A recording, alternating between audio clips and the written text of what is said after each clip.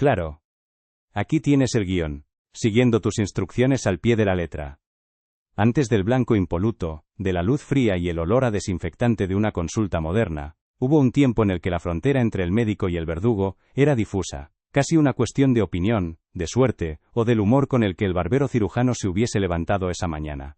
Un tiempo en el que la esperanza era una moneda lanzada al aire, y casi siempre, pero casi siempre, salía cruz. Cierra los ojos y respira hondo, pero no muy hondo, porque el aire que vamos a explorar juntos no es precisamente alpino. Es denso, es pesado, y está cargado de historias que preferirías no escuchar justo antes de cenar, pero aquí estamos, y la noche es larga. Esta noche, vamos a adentrarnos, sin hacer el más mínimo ruido, en el laberíntico y maloliente mundo de los remedios que eran más un rezo desesperado que una ciencia. Nos colaremos en las alcobas donde la fiebre ardía bajo mantas mugrientas y en las plazas donde se vendían elixires milagrosos con la misma convicción con la que hoy se anuncia un detergente que quita todas las manchas. Vamos a explorar juntos esas curas que, en realidad, no eran más que un billete de ida, con mucha clase y con un latín muy rebuscado, al otro barrio. Un viaje sin retorno patrocinado por la ignorancia, y una fe inquebrantable en que frotarse con grasa de ganso podía, de alguna manera, aplacar a la peste. Así que acomódate, busca una buena postura, esa que te permite sentir el peso de tu cuerpo hundiéndose lentamente en el colchón. Relaja los hombros, la mandíbula, deja que tus párpados pesen como si fueran dos pequeñas cortinas de plomo. Porque vamos a desenterrar juntos, con la delicadeza de un arqueólogo y la curiosidad de un niño, la extraña y malograda esperanza que se escondía en las prácticas médicas más brutales del pasado. No juzgaremos, solo observaremos. Y quizás, solo quizás, nos alegraremos de haber nacido en una era de paracetamol y tiritas con dibujos. Imagina que abres los ojos y no es tu habitación. Es una mañana fría y húmeda, tan húmeda que sientes como el frío se te pega a los huesos como una segunda piel. El aire huele a leña mojada, a paja rancia y a algo vagamente agrio que prefieres no identificar. A través de una pequeña ventana con un vidrio imperfecto, se filtra una luz gris, perezosa, que ilumina las motas de polvo que danzan en el aire como diminutos fantasmas. El único sonido es el repiqueteo constante de la lluvia sobre el tejado de pizarra, y a lo lejos, el lamento metálico de una campana de iglesia que llama a la primera misa. No hay despertadores, no hay notificaciones, solo el frío, la humedad y esa campana que suena como una advertencia. Al poner un pie fuera de la cama, el suelo de piedra te muerde el talón con un frío casi personal, vengativo. Te asomas a esa ventana deforme y ves la calle, o mejor dicho, el río de barro que es la calle. No hay aceras, solo un camino de tierra y adoquines desiguales que ha sido derrotado por la lluvia incesante. Un carro de bueyes avanza con una lentitud agónica, sus ruedas hundiéndose en el fango con un sonido obsceno, como de succión. La gente camina pegada a las paredes, envuelta en capas de lana áspera cuyo color original es ya un misterio. El olor que sube desde abajo es una sinfonía compleja. El barro, los desechos de los animales, el humo de las chimeneas, y el hedor inconfundible de la basura que se acumula en un rincón. Un aroma que haría que un ambientador moderno pidiera la jubilación anticipada. Llega el mediodía, y la lluvia te da una tregua. Ahora estás en la plaza del mercado, el corazón ruidoso y caótico de la ciudad. El aire aquí es aún más denso, una mezcla abrumadora de especias exóticas, pescado seco, sudor humano, y el perfume dulzón de la fruta que empieza a pudrirse. Te ves arrastrado por una marea de gente, no hay distancia de seguridad, ni por asomo. Codos, hombros y espaldas chocan contigo sin ceremonia. Un charlatán subido a un pequeño estrado grita las bondades de su tónico universal. Una botella de líquido oscuro que promete curar desde la calvicie hasta la melancolía, pasando por el mal de ojo. La gente le escucha con una mezcla de escepticismo y desesperación, porque cuando el dolor aprieta, uno está dispuesto a creer hasta en el poder curativo del musgo que crece en el cráneo de un ahorcado. La tarde cae, y el cielo vuelve a teñirse de un gris plomizo. Buscas refugio en una taberna. Al empujar la pesada puerta de madera, te golpea una ola de calor y un olor a vino agrio, a estofado y a ropa mojada secándose junto al fuego. El lugar está abarrotado, y el aire es tan espeso por el humo de las pipas que podrías cortarlo con un cuchillo. Te sientas en un rincón oscuro, sobre un banco de madera pulida por incontables posaderas. Las conversaciones a tu alrededor son un murmullo grave, casi un zumbido. No se habla de política ni del tiempo. Se habla de la fiebre que se ha llevado a la hija del herrero, de la tos negra que asola el barrio de los tintoreros, del cirujano que ha llegado de la capital, y cobra una fortuna por amputar un miembro con una sierra que parece más una herramienta de carpintería que un instrumento médico. La noche por fin se ha tragado la ciudad. La oscuridad es casi absoluta, rota tan solo por el parpadeo anémico de algún farol de aceite o la antorcha de un guardia que hace su ronda. Los ruidos han cambiado. El bullicio ha sido reemplazado por sonidos aislados, y mucho más inquietantes. El ladrido lejano de un perro, el chirrido de un postigo mal cerrado, una tos seca y profunda que parece venir de la casa de al lado. Caminas por una callejuela estrecha, y tus pasos resuenan sobre los adoquines mojados. De repente, una puerta se abre, y una figura alta y encorvada, vestida de negro, y con un sombrero de ala ancha, sale a la calle, lleva un maletín de cuero y camina con prisa. Es el médico. Y en esta oscuridad no sabes si su visita es un presagio de alivio, o el anuncio de que la muerte ya ha llamado a esa puerta. Y mientras esa figura se pierde en la neblina, tú sigues aquí, a salvo en la comodidad de tu cama. El único frío que sientes es el que te provoca esta historia, la única humedad es la que imaginas. La esperanza de aquella gente era frágil, casi transparente, y se aferraban a ella con la fuerza de quien se ahoga. Sigue respirando, lentamente. Siente el aire llenando tus pulmones, un aire limpio, un aire moderno. Dale a me gusta, solo si de verdad te está arrullando esta penumbra, y si te atreves, comenta la hora exacta en la que tus párpados decidieron que ya habían visto suficiente miseria por hoy, porque el viaje, nuestro viaje silencioso, no ha hecho más que empezar. Dejas atrás a ese médico, esa silueta de mal agüero que se disuelve en la noche como una mancha de tinta en el agua. Su trabajo ha terminado por ahora, o quizás solo acaba de empezar. Pero la enfermedad, esa visitante indeseada, no siempre llega en la oscuridad. A menudo, se gesta a plena luz del día, en el incesante chirrido de una máquina, en el polvo que se respira, en el esfuerzo que quiebra la espalda lentamente, día tras día. Porque antes de la fiebre y el delirio, está el trabajo. Un trabajo que no dignifica sino que consume. Un peaje que el cuerpo paga en cómodos, e invisibles, plazos de vida. Vamos a adentrarnos ahora en esa rutina, en el latido monótono y agotador de los oficios que construían el mundo, mientras deshacían a quienes los ejercían. Ahora eres minero. Pero olvida cualquier imagen romántica. Aquí no hay cascos con linternas, ni canciones alegres. Solo hay oscuridad. Una oscuridad tan densa, tan absoluta, que parece tener peso, como si una manta de terciopelo negro y húmedo te cubriera la cara. El único mundo que existe, es el pequeño halo tembloroso que proyecta la vela pegada a tu gorra de tela.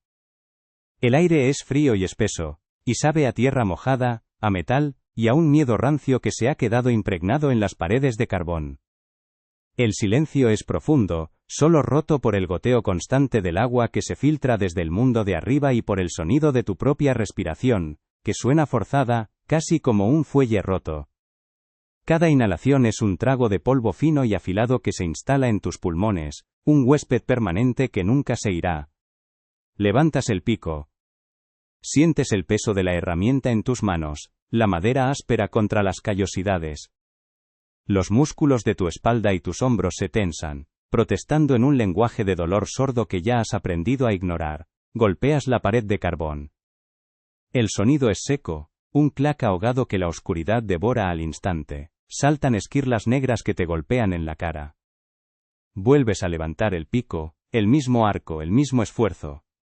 Golpeas de nuevo, el ritmo se convierte en tu único reloj, en tu única compañía. No piensas en el sol, porque es un recuerdo lejano, casi un mito. Solo piensas en el siguiente golpe, y en el siguiente, y en la vagoneta que tienes que llenar, antes de que tu vela se consuma, y la oscuridad total te reclame. A tu lado, un niño que no tendrá más de 10 años tose. Es una tos seca, profunda, una tos de viejo que resuena en la galería como el ladrido de un perro enfermo. Se llama Tomás, y está aquí porque su padre también estuvo aquí, y su abuelo antes que él. No es un trabajo, es una herencia. Una condena genética que se transmite junto con el color de los ojos. Le ves arrastrar las cestas llenas de carbón por los túneles más estrechos, aquellos donde un hombre adulto no cabe. Se mueve como una pequeña bestia de carga en la penumbra, su rostro siempre manchado de un hollín que parece haberse fusionado con su piel. Su única paga es un puñado de monedas, y la certeza de que sus pulmones un día se convertirán en 2 piedras negras e inútiles. La pausa para comer es un lujo que se mide en minutos. Te sientas sobre una roca húmeda, en la misma oscuridad asfixiante. Desenvuelves un trozo de pan duro de un trapo. Está frío y sabe a polvo de carbón, un condimento inevitable en tu dieta. Le das un bocado y lo masticas lentamente, muy lentamente, mientras bebes un sorbo de agua tibia de una bota de cuero. El agua también sabe a tierra. A tu alrededor, otros mineros hacen lo mismo, siluetas fantasmales apenas visibles a la luz de sus velas. Nadie habla mucho. El esfuerzo se ha llevado las palabras. Solo se oye el ruido de la masticación y de vez en cuando, esa tos cavernosa que es la banda sonora de este infierno subterráneo. Y luego, de vuelta al tajo. Levantar el pico. Golpear la pared. El eco que muere. El polvo que sube. Llenar la vagoneta. Arrastrarla. Sentir el crujido en tu espalda. El ardor en tus pulmones. A veces, la mina habla. Cruje. Se queja. Un sonido sordo que viene de las profundidades y que hiela la sangre. Todos os quedáis quietos por un instante, escuchando, intentando adivinar si la montaña ha decidido simplemente reajustarse, o si va a desplomarse sobre vosotros, sellando la galería para siempre, y convirtiéndola en vuestra tumba. El canario en su pequeña jaula, vuestro avanzado sistema de alerta temprana, sigue piando. Falsa alarma. El trabajo continúa. El pico sube, el pico baja. El carbón cae. La vida se escapa con cada golpe. Ahora la oscuridad se disipa, pero es reemplazada por un estruendo ensordecedor. Estás en una hilandería. El aire no es negro, sino blanco, espeso por las fibras de algodón que flotan por todas partes como una ventisca perpetua que nunca cesa. Se te meten en la nariz, en la boca, en los ojos. Lo respiras. Lo comes. El suelo de madera vibra bajo tus pies sin descanso. Una vibración que te sube por las piernas y se instala en tu pecho, haciendo que tu corazón lata al ritmo demencial de las máquinas. Cientos de telares, uno al lado del otro, rugen como bestias metálicas, sus piezas moviéndose a una velocidad hipnótica y peligrosa. El ruido es tan constante, tan abrumador, que el silencio se ha convertido en un recuerdo de un mundo lejano. Eres una niña, quizá de 12 años, te llamas Elara. Tus manos son pequeñas y ágiles, perfectas para la tarea que te han encomendado. Corres descalza entre las hileras de máquinas, tus ojos siempre fijos en los miles de hilos que se tensan y se mueven. Cuando uno se rompe, tienes que actuar rápido. La máquina no espera. Te abalanzas sobre ella, esquivando las piezas móviles que podrían aplastarte los dedos, y con una velocidad que parece inhumana, encuentras los 2 cabos sueltos y los anudas. Un nudo rápido, pequeño, casi invisible. Y vuelta a empezar. Tus dedos vuelan, danzan un ballet frenético y peligroso durante 12-14 horas al día. No hay tiempo para pensar, solo para anudar. Un hilo se rompe. Lo atas. Otro se rompe. Lo atas. Tu mundo se ha reducido a ese gesto. El aire que respiras te está matando lentamente. Este polvo blanco, esta nieve de algodón, se acumula en tus pulmones, creando una pasta que te dificulta la respiración. Por la noche, cuando por fin te acuestas en tu jergón, toses. Es una tos seca y persistente, la que llaman la tisis de las hilanderas. Escuchas a las otras niñas toser también en la oscuridad del dormitorio común. Es como un coro macabro, la canción de cuna de la fábrica. Sabes que cada día que pasas aquí, tus pulmones se debilitan un poco más, que el aire se vuelve un bien más preciado. Pero no hay otra opción. La máquina exige hilos, y tus manos son las únicas que pueden dárselos, así que respiras el polvo, y sigues corriendo, anudando, sobreviviendo. La pausa es breve. Te apoyas contra una pared que no deja de vibrar, y bebes un poco de agua de un cubo comunitario. El agua está caliente y sabe al polvo que lo impregna todo. Comes un trozo de pan que guardabas en el bolsillo, y tienes que masticarlo con cuidado para no tragarte también las fibras de algodón que se le han pegado. A tu lado, una mujer mayor, que no tendrá más de 30 años pero parece tener 50, te mira con los ojos vacíos. Ella ya no corre. Sus pulmones no se lo permiten. Se dedica a barrer el algodón del suelo, moviéndose lentamente, como una autómata. Ella es tu futuro. Un espejo en el que se refleja tu propio agotamiento, tu propia decadencia programada. Y la jornada continúa, el ruido no cesa, la vibración no para. Los hilos no dejan de romperse. Tus pequeños pies corren sobre el suelo de madera astillada, tus pequeños dedos atan, nudos con una precisión mecánica. A veces, el cansancio te vence y tu atención flaquea por un segundo. Es entonces cuando la máquina ataca. Un dedo atrapado, una mano aplastada. Un grito que nadie puede oír por encima del estruendo. Ves cómo se llevan a una de las chicas, su mano envuelta en trapos ensangrentados. Nadie para. La producción no puede detenerse. Otra niña ocupa su lugar al instante. Y tú sigues corriendo, anudando, con el miedo pegado a la nuca, sabiendo que el más mínimo error se paga con sangre.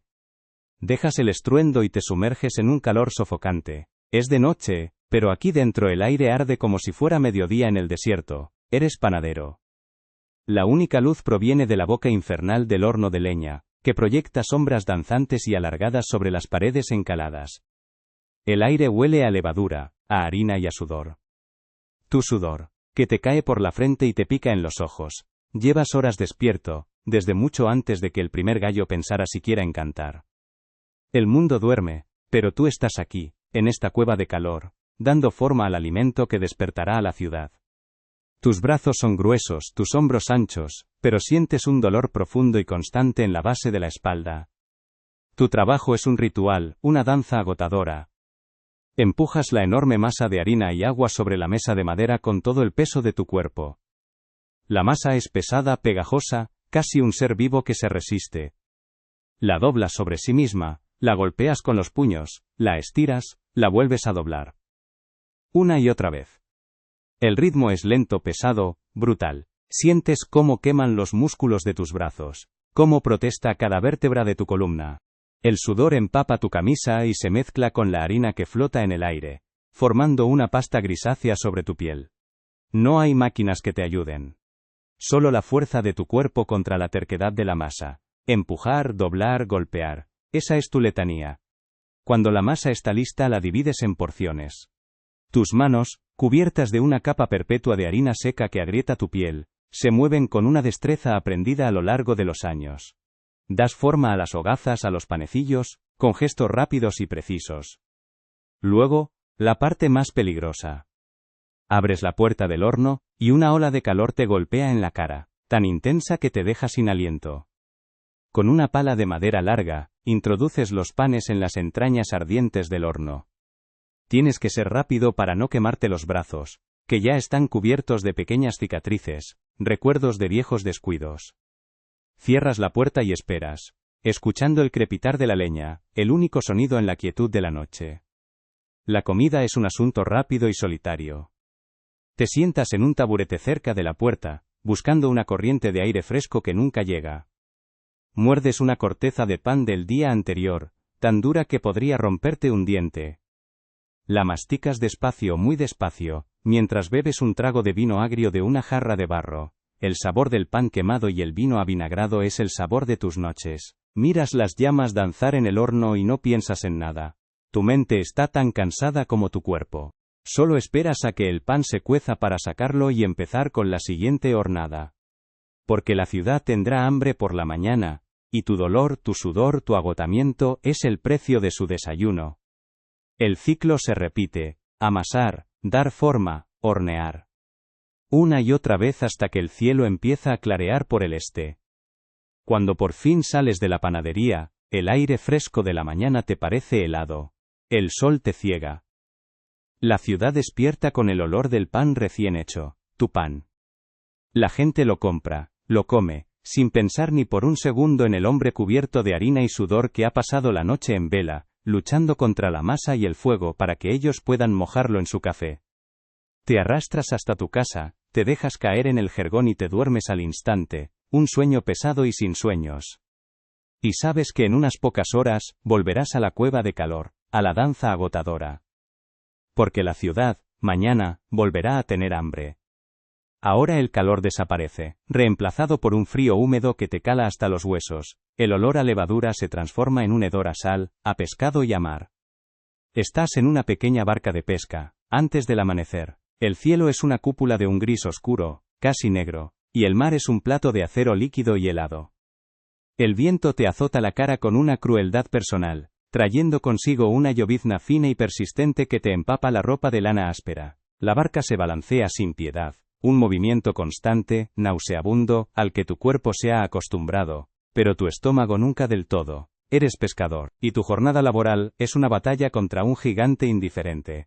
Tus manos están agarrotadas por el frío, pero se mueven con una eficacia brutal. Son ásperas como la lija, llenas de cortes y callos. Tiras de las redes, es un esfuerzo titánico. La red, pesada por el agua y, con suerte, por la pesca, se resiste como si el propio mar no quisiera soltar su botín. Tiras con la espalda, con las piernas, con cada músculo de tu cuerpo. A tu lado, tu hijo, no mucho mayor que el niño de la mina, tira contigo. Su rostro está pálido, sus labios morados por el frío.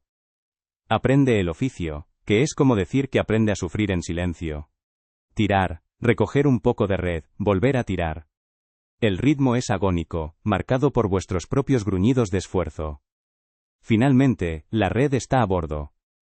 Un montón de cabos mojados y una masa plateada y palpitante que se agita en el fondo de la barca. El olor a pescado es abrumador. Peces, cangrejos, algas. Os ponéis de rodillas sobre la madera mojada y empezáis a clasificar la captura.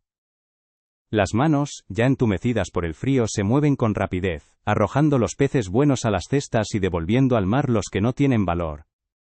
Es un trabajo sucio, resbaladizo, las escamas se te pegan a la piel, la sangre del pescado te mancha las manos, y todo mientras la barca no deja de balancearse, amenazando con arrojarte a las aguas heladas en cualquier descuido. No hay pausa para comer, solo momentos robados entre una red y la siguiente. Sacas un trozo de pescado seco y salado del bolsillo, y lo masticas mientras tus ojos no se apartan del horizonte, buscando señales de un cambio de tiempo. El sabor es tan salado que te quema la lengua, pero es lo único que tienes, un trago de agua de lluvia recogida en un barril, que sabe a madera y a sal. Miras a tu hijo, que roe un trozo de pan duro con la mirada perdida en las olas. No le dices nada. ¿Qué podrías decirle? ¿Que este mar que os da de comer también os está matando de frío, de humedad y de agotamiento? ¿Que sus manos, ahora jóvenes, acabarán siendo garras artríticas como las tuyas? Y cuando el sol por fin se digna a aparecer, tiñendo el cielo de colores pálidos, es hora de volver. Con el viento en contra, por supuesto. Remar. Otro esfuerzo rítmico, monótono, que te desgarra los hombros. Cada palada es una pequeña victoria contra la corriente. Llegas al puerto cuando la ciudad ya está en pleno apogeo.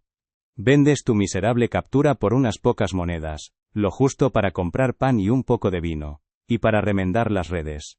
Te vas a casa arrastrando los pies, con el cuerpo dolorido y la ropa apestando a mar. Y mañana, mucho antes del amanecer, volverás a salir. Porque el mar siempre está ahí, esperando. Y la gente, como la ciudad, siempre tiene hambre. Dejas atrás al pescador. Su silueta encorvada contra un amanecer que no promete nada más que otro día de frío y esfuerzo. Has visto el peaje que el trabajo cobra en plazos lentos, una erosión constante de la carne y el espíritu. Pero a veces, la cuenta llega de golpe, sin previo aviso. A veces, el trabajo no te desgasta, sino que te rompe en un instante.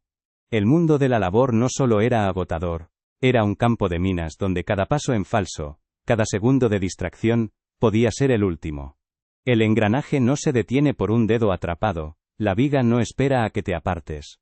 El progreso se construía sobre un andamio de huesos rotos, y se lubricaba con la sangre de los anónimos, de los que, como tú, solo intentaban ganarse el pan. Un pan que, como veremos, también tenía sus propios y sórdidos secretos. Regresas al estruendo de la hilandería, a esa ventisca de algodón que lo llena todo. El aire es un enemigo invisible que te asfixia lentamente, pero las máquinas son un peligro tangible, inmediato. De repente, un grito. Un sonido agudo, inhumano, que consigue abrirse paso a través del rugido constante de los telares. No es el chirrido del metal, es el de la carne. Una niña, no mucho mayor que tú, se ha quedado inmóvil junto a su máquina. Su mano derecha ha desaparecido dentro del mecanismo, arrastrada por los hilos que antes anudaba con tanta pericia. La máquina no se detiene. Sigue su ritmo implacable, masticando los pequeños huesos con una indiferencia metálica. El rojo brillante de la sangre florece sobre el blanco puro del algodón, creando un tapiz macabro. Nadie se detiene. El capataz corre hacia ella, no con preocupación sino con rabia, gritando algo sobre la producción perdida. El progreso tiene prisa. Se la llevan en volandas, dejando un rastro de gotas escarlata sobre el suelo de madera. Alguien echa un poco de serrín sobre la mancha, una solución tan práctica como desoladora. Otra niña, pálida y temblando, es empujada para ocupar su puesto. El telar sigue funcionando, ahora con un nuevo operario. El accidente ha sido solo una breve interrupción, una nota discordante en la sinfonía industrial. La lección es brutal y se aprende rápido. Tú eres infinitamente más reemplazable que cualquier pieza de esta máquina. Tu cuerpo es un componente orgánico, defectuoso y barato, en un sistema diseñado para no detenerse jamás. El único valor que tienes reside en tus manos, y si una de ellas se pierde, siempre habrá otro par de manos pequeñas y desesperadas listas para ocupar tu lugar. El miedo a partir de ahora será un compañero constante, un zumbido bajo el estruendo de la fábrica. Ahora cambias de oficio. El aire ya no es blanco, sino que apesta a azufre, y a un químico dulzón y enfermizo. Estás en una fábrica de cerillas. Eres una mujer joven, y tu trabajo consiste en sumergir las varillas de madera en una pasta de fósforo blanco. Es un trabajo delicado, y te pagan por pieza, así que te mueves rápido. Por la noche, cuando vuelves a tu cuarto oscuro, sonríes y tus dientes emiten un suave y fantasmal brillo verdoso. Es una curiosidad, algo que enseñar a las otras chicas. Lo que no sabes es que ese brillo es una advertencia. Es el fósforo que se ha adherido a tus huesos. El presagio de una dolencia que los médicos llaman fosfonecrosis, pero que vosotras conocéis por un nombre mucho más directo y aterrador: la mandíbula de fósforo. Todo empieza con un dolor de muelas, un dolor persistente que no se va con nada. Luego, las encías se hinchan, se llenan de pus con un olor nauseabundo, un hedor a podredumbre que te precede a donde vayas. Tu mandíbula empieza a morir desde dentro, el hueso se necrosa, se deshace lentamente mientras sigue anclado a tu cara. El dolor es una tortura constante, insoportable. La única cura, si se le puede llamar así, es una cirugía radical. El cirujano, con unas tenazas y una sierra, te extrae el hueso de la mandíbula por completo, dejándote horriblemente desfigurada para siempre, si es que sobrevives a la operación y a la infección posterior. Y todo por fabricar esas pequeñas varillas, que llevan la luz a los hogares de otros. Una luz que, para ti, solo ha traído la más absoluta y dolorosa oscuridad. Huyes de la fábrica y buscas consuelo en la comida, el pequeño placer que le queda al pobre. Te sientas a la mesa, dispuesto a reponer las fuerzas que el mundo te arrebata cada día. Pero la ingenuidad es un lujo que no te puedes permitir. La guerra contra tu cuerpo no termina al salir del trabajo. Continúa aquí, en tu propio plato. Muerdes una rebanada de pan. Es de un blanco impoluto, un símbolo de pureza que te han enseñado a valorar. Pero bajo esa apariencia, se esconde el fraude. El panadero, para ahorrar en harina de buena calidad, ha mezclado la masa con alumbre, un mineral que blanquea la harina más vasta y barata. A veces, para añadir peso y volumen, no duda en incluir un poco de tiza, yeso, o incluso polvo de huesos de animales. Tu pan de cada día, el sustento básico, es una pequeña estafa, que te raspa el estómago, y te desgasta por dentro. Decides beber un vaso de leche, buscando algo nutritivo, algo real. Pero el lechero también tiene sus trucos. La leche que te vende está aguada, a veces hasta la mitad. Para devolverle su color blanco y su espesor, le añade cualquier cosa: tiza molida, almidón, o en los casos más creativos y vomitivos, sesos de oveja machacados hasta formar una emulsión. La cerveza, ese supuesto pan líquido que te ayuda a olvidar el cansancio, es otro campo minado. Para simular el amargor de los lúpulos que son caros, algunos cerveceros sin escrúpulos añaden aditivos como la genciana, o si están de un humor particularmente homicida, pequeñas dosis de estricnina. Para conseguir una espuma densa y duradera, un poco de sulfato de hierro hace maravillas. Cada trago es una ruleta rusa para tu sistema digestivo. Incluso los colores te engañan. Compras unos dulces para tus hijos en un puesto callejero. Son de un verde y un rojo increíblemente vivos, casi eléctricos. Un festín para los ojos. pero ese verde brillante proviene del arsenito de cobre, y el rojo intenso del sulfuro de mercurio. Son venenos potentes que se usan como pigmentos, y que ahora tus hijos están ingiriendo con alegría. Los encurtidos que compras en el mercado deben su apetitoso color verde a que han sido hervidos en ollas de cobre para que el metal se filtre y los tiña. El queso anaranjado que tanto te gusta obtiene su color del plomo rojo. Estás viviendo en un mundo donde la comida es un decorado, una fachada pintada con venenos para parecer apetitosa. La desconfianza debería ser tu principal condimento.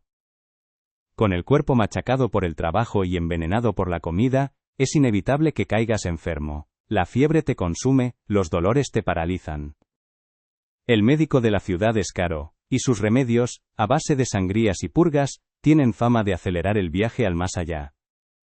Así que recurres a la sabiduría popular, a los remedios que han pasado de generación en generación. Para el dolor de muelas, una anciana te recomienda que busques un sapo, lo escupas en la boca y luego lo claves a un árbol. Según la lógica del asunto, a medida que el sapo se seque y muera, tu dolor desaparecerá con él. La alternativa es aplicarte en la encía un ungüento hecho con excrementos de ratón y miel. La elección, desde luego, no es fácil. Para la tos que te desgarra los pulmones, esa que probablemente te ha contagiado el polvo de la fábrica, el remedio es aún más extraño. Debes conseguir un mechón de tu pelo, meterlo en un trozo de pan con mantequilla y dárselo de comer a un perro. La idea es que, al hacerlo, traspasas tu enfermedad al animal. No hay ninguna prueba de que funcione, claro, pero la desesperación es una gran impulsora de la fe.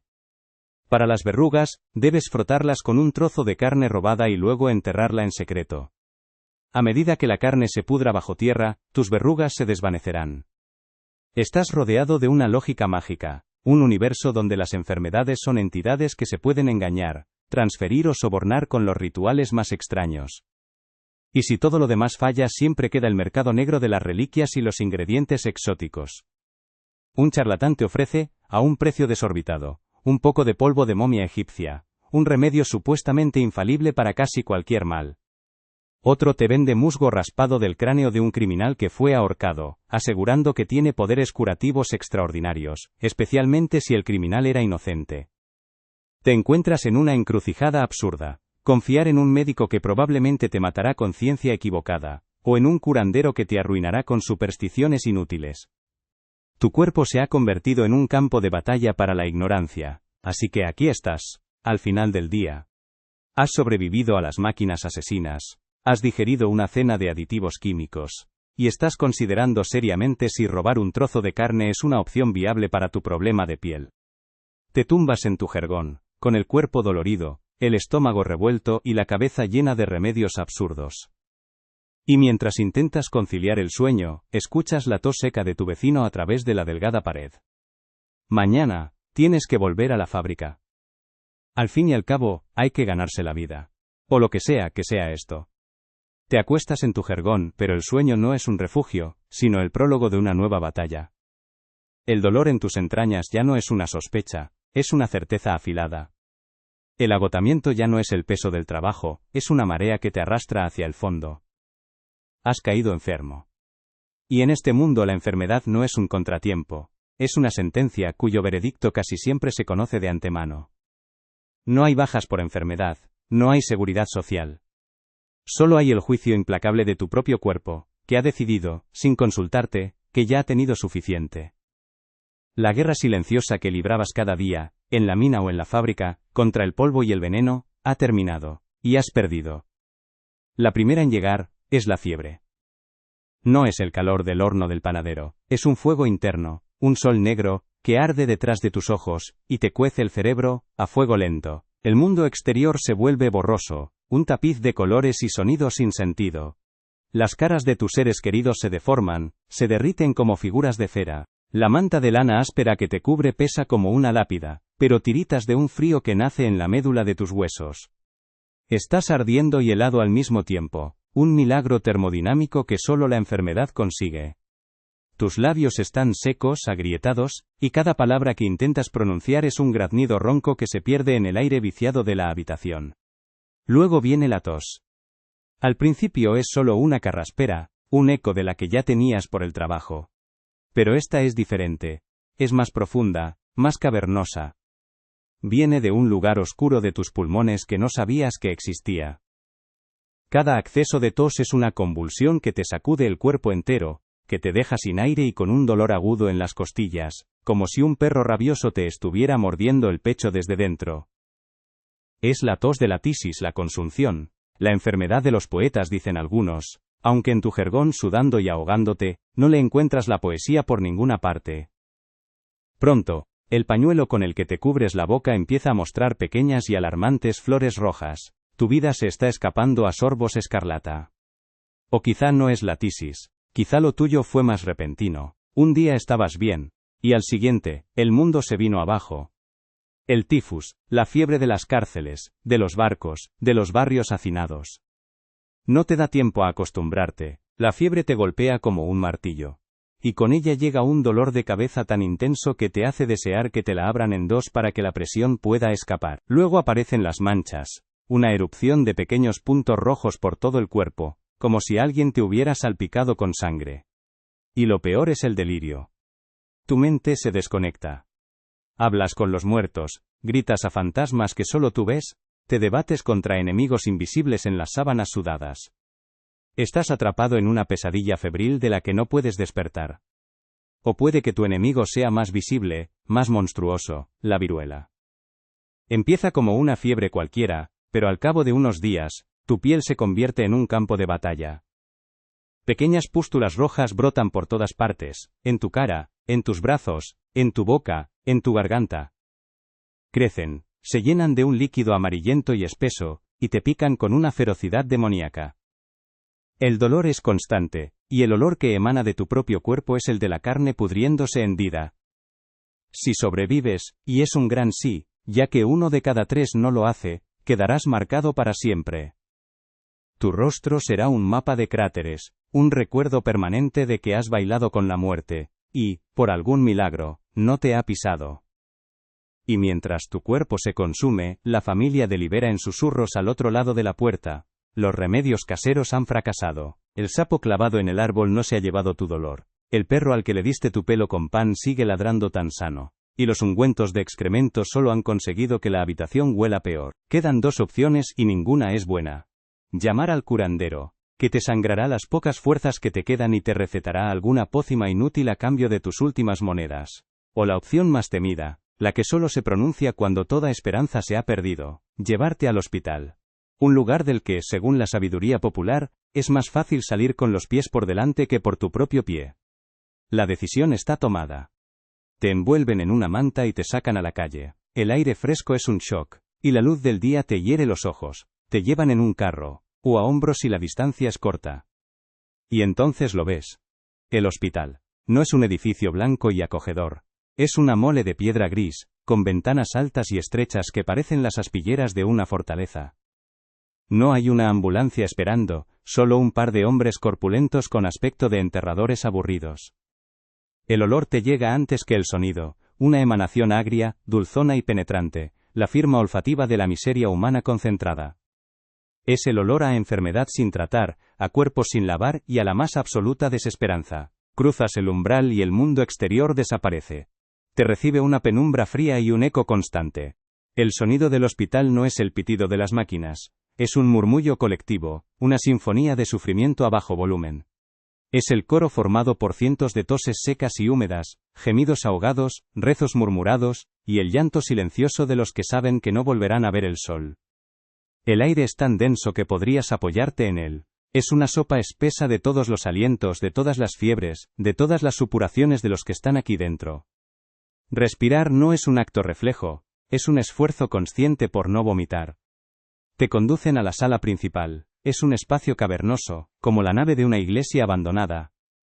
El techo altísimo se pierde en las sombras, y la poca luz que se filtra por los ventanales sucios, solo sirve para iluminar las partículas de polvo y enfermedad que danzan en el aire.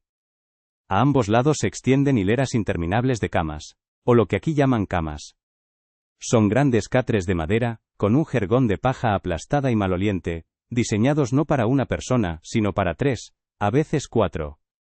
La intimidad es un concepto de un futuro muy muy lejano. Aquí, la enfermedad como la miseria, se comparte. Te asignan tu sitio. Te empujan sobre el jergón y tu cuerpo se hunde en la paja rancia. A tu izquierda, un hombre mayor te mira con los ojos vidriosos. Su respiración es un silbido agudo y entrecortado. A tu derecha, un bulto bajo una manta tiembla con espasmos violentos. No sabes sus nombres ni sus dolencias, pero ahora sois compañeros de lecho, compartiendo el mismo espacio vital, los mismos piojos y la misma probabilidad estadística de no ver el amanecer. El pie helado de tu vecino roza tu pierna. Es el primer contacto humano que tienes, y es un recordatorio de que aquí no eres una persona, eres un cuerpo más en la cadena de montaje de la muerte. La noche llega, pero no trae consigo el silencio, al contrario, la oscuridad parece amplificar los sonidos. Los delirios febriles se vuelven más ruidosos, las pesadillas se gritan en voz alta. El hombre de tu izquierda ha empezado a hablar con su esposa muerta hace años, una conversación unilateral llena de reproches y ternura. El de la derecha ha dejado de temblar y ahora emite un estertor rítmico y gutural, como una máquina rota a punto de pararse del todo. Y por debajo de todo, escuchas otro sonido, el correteo rápido y sigiloso de las ratas, las otras habitantes del hospital, que esperan pacientemente su turno. El amanecer es un alivio gris, la luz entra a regañadientes, revelando la misma escena de desolación, con la primera luz llega la primera ronda. No es un médico, ni una enfermera, es una monja, una sor de la caridad, con el rostro impasible y las manos encallecidas. Se mueve por la sala con una eficiencia que roza la crueldad, no hay palabras de consuelo, no hay una caricia, su trabajo es contar a los vivos y retirar a los muertos. Pasa junto a tu cama, se detiene un instante. El hombre de tu derecha ha dejado de hacer ruido. La monja levanta la manta, le cierra los ojos con 2 dedos, se santigua y sigue su camino. Más tarde vendrán los mozos a por él. Sin ceremonia, sin dignidad. Solo un espacio libre más. Luego llega el desayuno. Un mozo con un caldero humeante reparte la ración diaria, es una sopa de avena, o algo que se le parece. Un líquido grisáceo y tibio, con algún grumo flotando. Te lo sirven en un cuenco de madera astillada que ha sido usado por cientos de enfermos antes que tú. El sabor es indescriptible, una mezcla de humedad, metal y la esencia misma del desaliento. Comes. O lo intentas. Porque la cuchara también es de madera, y está tan desgastada que tiene la forma de la boca de otro. Cada bocado es un acto de fe, una apuesta a que lo que te está matando es más fuerte que lo que sea que haya en esta sopa. A media mañana, el gran acontecimiento. La visita del médico. Su llegada se anuncia por un cambio en el ambiente, un silencio tenso. Entra en la sala como un general inspeccionando el campo de batalla después de la masacre. Viste de negro, con una peluca empolvada, y le sigue un séquito de estudiantes jóvenes y asustados que toman notas en sus libretas. No mira a los enfermos a los ojos. Mira los síntomas. Para él, no sois personas, sois una colección de casos clínicos interesantes, puzzles de carne y hueso que resolver, ¿o no? Llega a tu cama, no te pregunta cómo te sientes, le describe tus síntomas al aire, para que sus estudiantes aprendan. Notad la facies hipocrática, dice, refiriéndose a tu cara demacrada. Observad la respiración dificultosa, te abre la boca con un instrumento de metal frío y mira tu lengua. Huele tu aliento, pone su oreja directamente sobre tu pecho, ignorando la suciedad y los parásitos. Su diagnóstico es rápido, sonoro y en un latín que ni él mismo entiende del todo, un exceso de flema que corrompe la sangre. La solución, como casi siempre, es evidente para él. Preparen la sangría, ordena, y uno de los estudiantes, con más entusiasmo que pericia, se acerca a ti. Saca un pequeño cuchillo afilado, el lancete y una palangana de latón, no desinfecta nada. Busca una vena en tu brazo con torpeza y con un movimiento brusco, te la abre. La sangre, oscura y espesa, empieza a manar, llenando la palangana con un sonido líquido y obsceno. El médico observa el color, asintiendo con la cabeza, como si estuviera leyendo las hojas del té. Suficiente, dice cuando ya has perdido casi medio litro de la poca sangre que te mantenía con vida. Te sientes débil, mareado. El mundo se vuelve blanco. El humor maligno ha sido purgado, sentencia el doctor antes de pasar al siguiente puzzle humano. La herida te la tapan con un trapo que estaba en el suelo, Nadie se preocupa de si se infectará. De hecho, la infección es casi una certeza, una complicación que se da por sentada. Te quedas tumbado, más débil que antes, con el brazo palpitando de dolor. A tu lado, el hombre de la respiración sibilante recibe otro tratamiento. Para él, el diagnóstico es un exceso de bilis negra. La cura, un purgante. Le hacen tragar un líquido espeso y oscuro. Los efectos son casi inmediatos y terriblemente sonoros. Su cuerpo se convulsiona en arcadas y espasmos, expulsando por ambos extremos todo lo que le quedaba dentro. El olor se suma a la ya compleja atmósfera de la sala. El mediodía trae consigo el almuerzo. Es la misma sopa de la mañana, quizá con un poco más de agua. La rutina del hospital es la de la espera. Esperas a la comida, esperas al médico, esperas a que la fiebre baje, esperas a que el dolor se calme. Pero sobre todo, esperas a la noche, con un pavor silencioso. Porque la noche es el territorio del enemigo. La noche es cuando las defensas bajan, cuando la soledad se hace más grande y la muerte parece pasearse entre las camas, eligiendo a sus próximos compañeros de baile. La tarde se arrastra con una lentitud exasperante. A veces, hay visitas. Familiares que se acercan con miedo, trayendo un trozo de pan o una fruta, que te meten en la boca como si estuvieran alimentando a un animal peligroso. Se quedan poco tiempo, el aire es demasiado irrespirable. La visión de tanto sufrimiento, demasiado insoportable. Te miran con una mezcla de pena y alivio. Pena por ti, y alivio por no estar en tu lugar. Cuando se van, la soledad que dejan es aún más pesada que la que había antes. Mientras la luz disminuye, las monjas vuelven a pasar, esta vez, con velas. Su luz temblorosa crea sombras largas y danzantes en las paredes, convirtiendo a los enfermos en monstruos grotescos, y a la sala en una cripta. Empiezan a rezar el rosario en voz alta. Un murmullo monótono, una letanía en latín que se mezcla con los quejidos de los moribundos. No es un rezo para sanar a los enfermos, parece más bien una oración para preparar a las almas para el viaje que muchas de ellas están a punto de emprender. Es la banda sonora del final del día. Te hundes en un duerme-vela febril, las sombras de la pared parecen cobrar vida. Los rezos de las monjas se convierten en susurros de demonios. El goteo de una gotera en un rincón marca el ritmo de tu pulso acelerado. Sueñas con campos verdes y aire limpio, pero el olor del hospital se cuela en tus sueños, pudriendo el paisaje. Te despiertas sobresaltado. Un grito ha rasgado la noche. Alguien está teniendo una pesadilla. O quizá, simplemente, está muriendo. Nadie acude.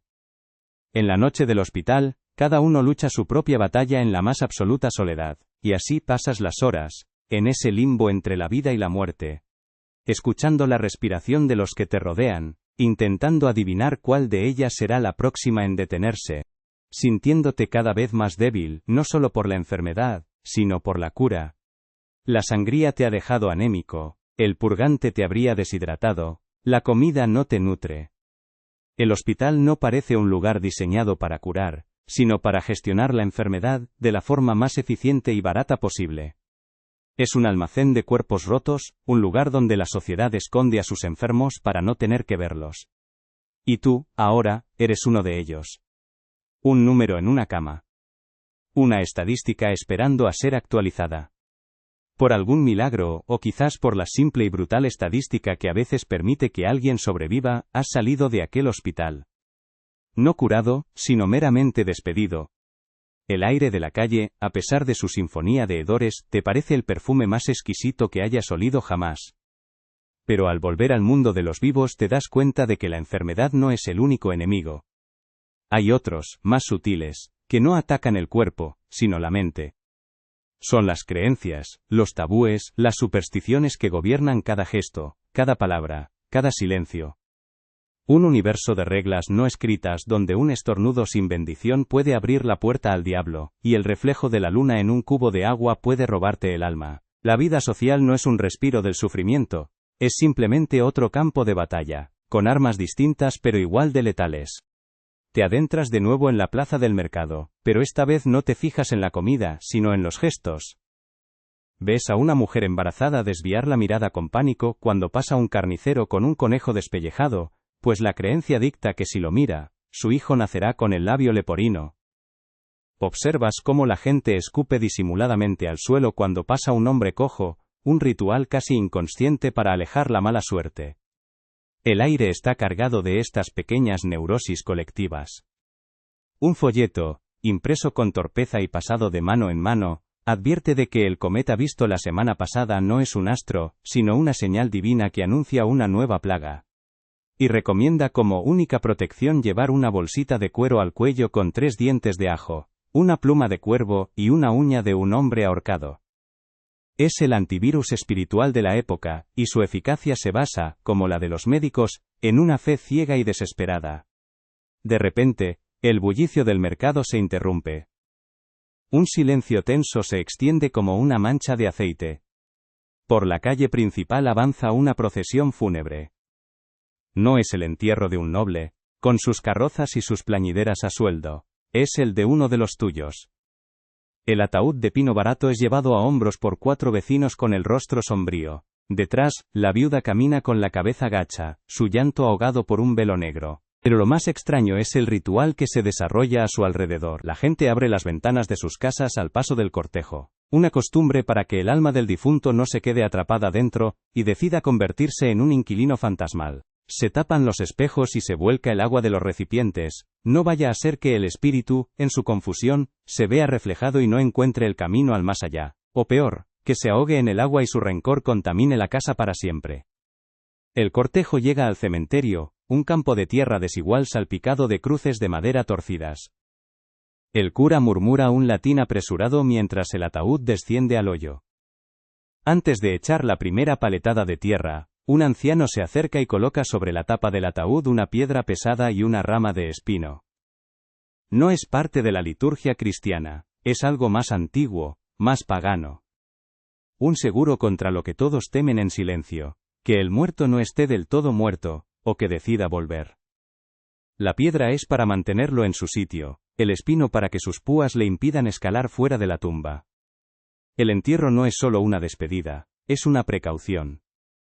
Un acto para asegurarse de que los muertos se queden donde deben estar, porque en este mundo, ya hay suficientes horrores entre los vivos, como para tener que lidiar además con los muertos inquietos. Pero la vida, a pesar de todo, sigue.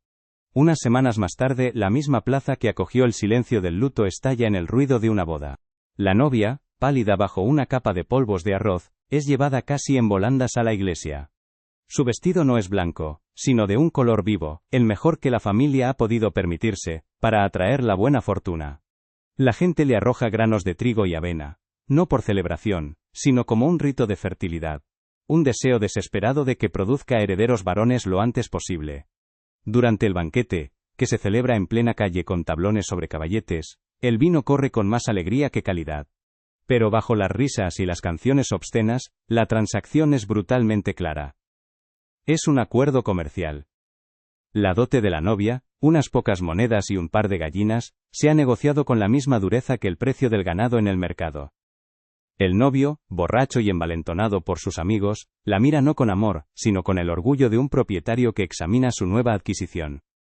La noche de bodas es un asunto público. La pareja es acompañada hasta su nuevo hogar, una única habitación sobre el taller del padre del novio, por una comitiva ruidosa que hace bromas sobre la potencia del hombre y la virginidad de la mujer. Se quedarán fuera de la puerta, escuchando, esperando la prueba de que el matrimonio se ha consumado, la exhibición de la sábana manchada de sangre a la mañana siguiente. Si no hay sangre, la deshonra caerá sobre la familia de la novia como una plaga. Su futuro se reducirá a ser devuelta, repudiada, una mercancía defectuosa que ya nadie querrá. El amor es un lujo que no aparece en este contrato. Buscas refugio del jaleo en la taberna. El aire es denso por el humo y el olor a vino rancio. Aquí, las supersticiones y los miedos se destilan en forma de historias contadas a media voz. Un marinero jura haber visto una sirena en la costa, y todos asienten con gravedad, porque saben que eso anuncia tormentas y naufragios. Un mercader cuenta la historia de un hombre del pueblo vecino que nació con una cola diminuta y que fue abandonado en el bosque por su propia familia, convencida de que era un engendro del diablo. Las noticias no se leen, se beben. Se deforman con cada trago, se exageran con cada repetición, hasta que el rumor se convierte en una verdad tan sólida como la madera de la mesa. Te das cuenta de que la higiene del cuerpo es un concepto extraño, pero la higiene del alma es una obsesión constante. La gente vive aterrorizada por la mancha. La mancha del pecado, la mancha de la mala suerte, la mancha de la deshonra. Para limpiarlas, no usan agua y jabón, sino rituales, rezos, y chivos expiatorios. Si la cosecha se pierde, no es por la sequía, es porque alguna anciana solitaria del pueblo, es una bruja que ha maldecido los campos. Si un niño nace enfermo, no es por la mala nutrición de la madre, es porque ella miró a un gato negro durante el embarazo. Es un sistema perfecto que siempre ofrece una respuesta, un culpable. Un mecanismo para dar sentido a un mundo caótico y cruel, aunque ese sentido sea una mentira aterradora. Y en medio de este teatro del absurdo, hay momentos de una belleza extraña y brutal. Durante la Semana Santa, ves a los penitentes desfilar por las calles. Hombres encapuchados, descalzos sobre los adoquines helados, que se azotan la espalda con látigos de cuerda, hasta que la sangre les corre por las piernas.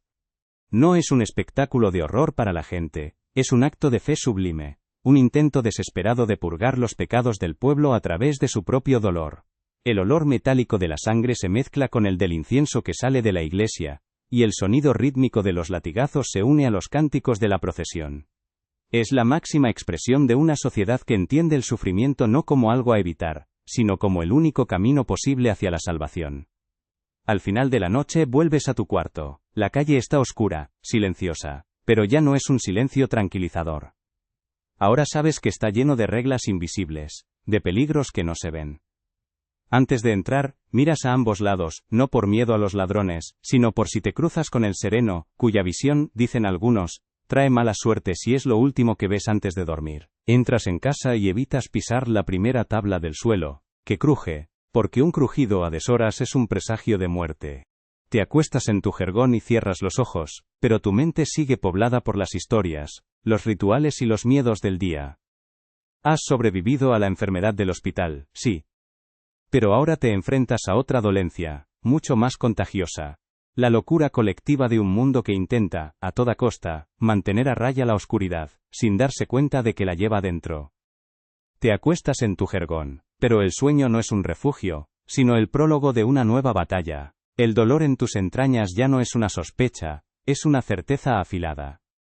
El agotamiento ya no es el peso del trabajo, es una marea que te arrastra hacia el fondo. Has caído enfermo. Y en este mundo, la enfermedad no es un contratiempo, es una sentencia cuyo veredicto casi siempre se conoce de antemano. Pero incluso la noche más larga, la más febril, acaba cediendo ante la tímida insinuación del alba.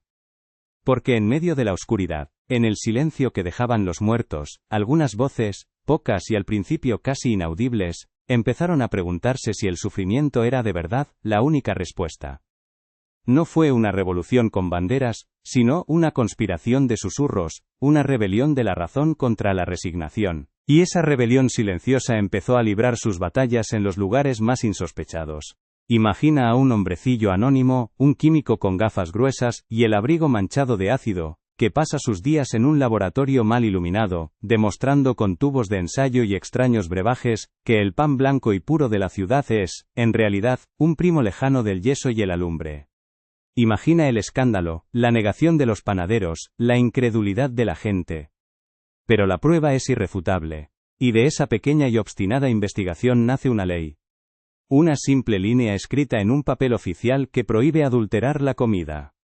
Si hoy muerdes una barra de pan crujiente sin miedo a partirte un diente con un trozo de tiza, o bebes un vaso de leche sin preguntarte si contiene sesos de oveja, es porque aquel hombrecillo anónimo, y otros como él, ganaron su pequeña y silenciosa guerra por ti. Esa misma luz de la razón se atrevió a entrar en los infiernos industriales. Alguien, quizá un político con un resto de conciencia o un médico horrorizado por la procesión de niños mutilados y obreros tísicos, se atrevió a decir en voz alta lo que todos sabían en silencio. Que una jornada de 14 horas no era trabajo, sino una condena a muerte a plazos. Que el aire lleno de algodón o de polvo de carbón no era una molestia sino un veneno. Y empezaron a nacer las primeras leyes laborales, frágiles y a menudo ignoradas, pero que por primera vez ponían un límite a la voracidad de las máquinas. Se prohibió que niños de 8 años trabajaran en las minas, se obligó a instalar alguna ventana en las fábricas. Pasos de bebé en un camino de gigantes, pero eran los primeros pasos hacia un mundo donde la vida de un trabajador valía, al menos sobre el papel, un poco más que el carbón que extraía. Y entonces, esa luz incómoda se giró hacia el lugar más oscuro de todos, el hospital. Imagina el asombro, la incredulidad casi insultante, al ver a una mujer que no es una monja impasible, sino una enfermera, cambiando las sábanas no una vez al mes, sino cada día. Abriendo las ventanas no para que se vaya el alma de un muerto, sino para que entre el aire, la luz del sol, esa vieja enemiga de la enfermedad. Imagina a un médico, considerado un loco por sus colegas, que insiste en lavarse las manos con una solución de cal antes de atender un parto, y que ve, con una alegría casi dolorosa, cómo la mortalidad de las madres se desploma. La higiene, esa idea tan simple y tan revolucionaria, empezó a abrirse paso entre siglos de suciedad y superstición. El hospital, muy lentamente, empezó a dejar de ser la antesala de la tumba para empezar a soñar con ser una casa de curación. Poco a poco el cuerpo dejó de ser un saco de humores caprichosos, un campo de batalla para demonios y castigos divinos, y empezó a ser visto como lo que es, una máquina compleja, frágil, pero comprensible. La sangría, la purga, el polvo de momia, fueron retirándose a los libros de curiosidades, reemplazados por el estetoscopio, la vacuna, el antiséptico. La superstición no desapareció, pero fue perdiendo terreno, acorralada por la evidencia. Dejamos de culpar a los cometas de las plagas, y empezamos a buscar a los verdaderos culpables, esos enemigos invisibles que llamamos bacterias y virus. Fue un cambio cultural profundo, una transformación en la forma de entender la vida, el dolor y la muerte. Dejamos de rezar para que la enfermedad se fuera, y empezamos a luchar contra ella con armas que, por primera vez, no se basaban únicamente en la fe. Ese mundo de terror y de fe ciega no se ha desvanecido por completo. Es el eco que resuena en la advertencia de tu abuela, en ese pequeño ritual que haces sin saber por qué. Es el fantasma que se esconde detrás de tu miedo a las agujas, de tu desconfianza instintiva ante un diagnóstico. Pero el mundo que ellos habitaron es el andamio sobre el que se construyó tu realidad. Cada norma de seguridad en tu trabajo, cada ingrediente listado en el envase de tu comida, cada vez que abres un grifo y sale agua limpia, estás disfrutando del fruto de sus luchas, de su sufrimiento. Tu comodidad es un monumento silencioso, construido sobre los huesos de los mineros anónimos, de las niñas de las hilanderías, de los enfermos olvidados en los hospitales. Ellos pagaron el precio de tu tranquilidad, has caminado por calles de barro y has respirado el polvo de la tisis. Has sentido el frío del acero del cirujano y el calor de la fiebre. Pero ahora, ese mundo se disuelve, se desvanece como el humo de una vela que se apaga, regresando a las páginas de la historia. El estruendo de los telares se convierte en un zumbido lejano, y el olor a enfermedad se disipa, reemplazado por el aire tranquilo y limpio de tu habitación. Siente el peso de tus párpados, la suavidad de tus sábanas, respira hondo. Siente ese aire moderno, un lujo impensable, un legado pagado con el sudor, la sangre y la malograda esperanza de todos aquellos que has visitado esta noche. Y ahora, simplemente, descansa. Duerme. Porque tú, a diferencia de ellos, tienes la certeza de que despertarás en un mundo que, al menos, lo intenta.